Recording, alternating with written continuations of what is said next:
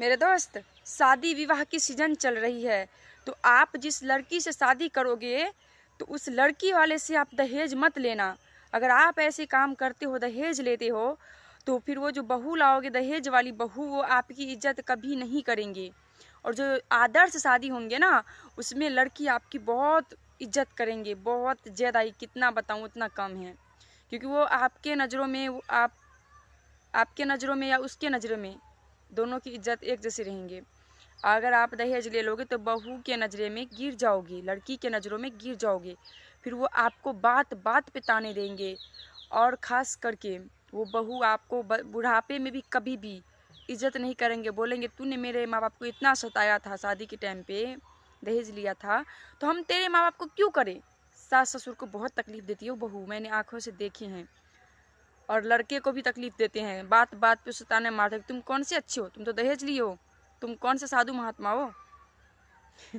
मेरे भाई, आपकी भलाई के लिए मैं कह रही हूँ। अगर मेरे बातें किसी को बुरा लगे तो मैं दिल से सॉरी चाहती हूँ। उदाहरण दे रही हूँ, एक बात आपको बता रही हूँ, क्योंकि जो मैं आँख से देखती हूँ वही बात आपको बीच लाती हूँ, नहीं तो मैं नहीं लाती कोई बातें।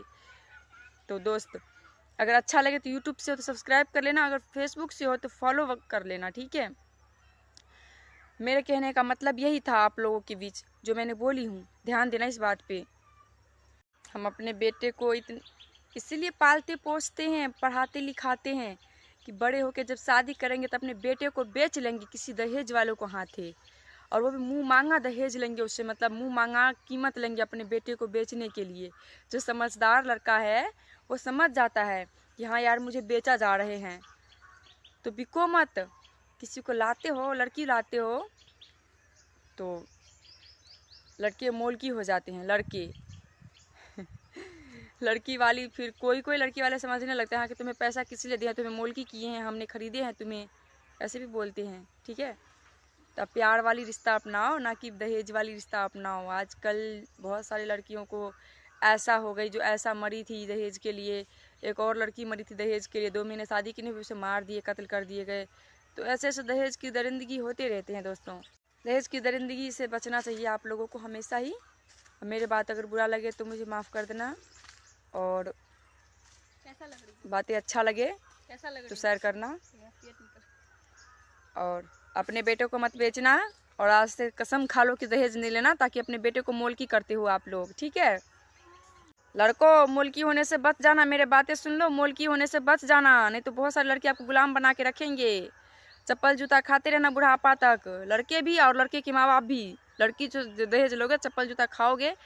लड़की वाले को आप बोल दिया करिए कि देखिए, आप अपनी मर्जी से जितना हो सके दे देना, हमें कोई प्रॉब्लम नहीं है, और ना हो सके तो नहीं देना, हमें तो सिर्फ आपकी बेटी चाहिए। ऐसे बातें आप उसे बोल देना, ठीक है। वो खुद ब खुद आपको दिल से, अच्छी तरह से आपको खुद ब खुद देंगे। इससे क्या होगा कि लड़की को भी संतुष्टि हो जाएगा कि हाँ, मुझे अच्छे जीवन साथी मिले हैं, और सास ससुर भी अच्छे मिले, अच्छे ससुराल मिले, अच्छे घर मिले हैं। और समधी को भी मन में संतुष्टि हो जाएगा कि हाँ, मेरे बेटी कुछ अच्छे घर जा रहे हैं। दहेज की लालची घर में कोई अपने बेटी को देना नहीं पसंद करते हैं। आप ही अपने बेटी को क्या दहेज के घर में, दहेज की लालची के घर में देना पसंद करोगे? नहीं दोगे। माँ बाप अपनी पूरे ज़िंदगी की कमाई अपनी बेटी में, बेटा में लगाते हैं, ठीक है। और जब एक लड़की की शादी करते हैं तो पूरे ज़िंदगी की मेहनत की कमाई अपने बेटी को दे देते हैं। धूप में, बारिश में, जितना मेहनत करते हैं, खून पसीना एक करके कमा के बेटी को देते हैं। उसकी शादी के लिए सपने सजोते हैं।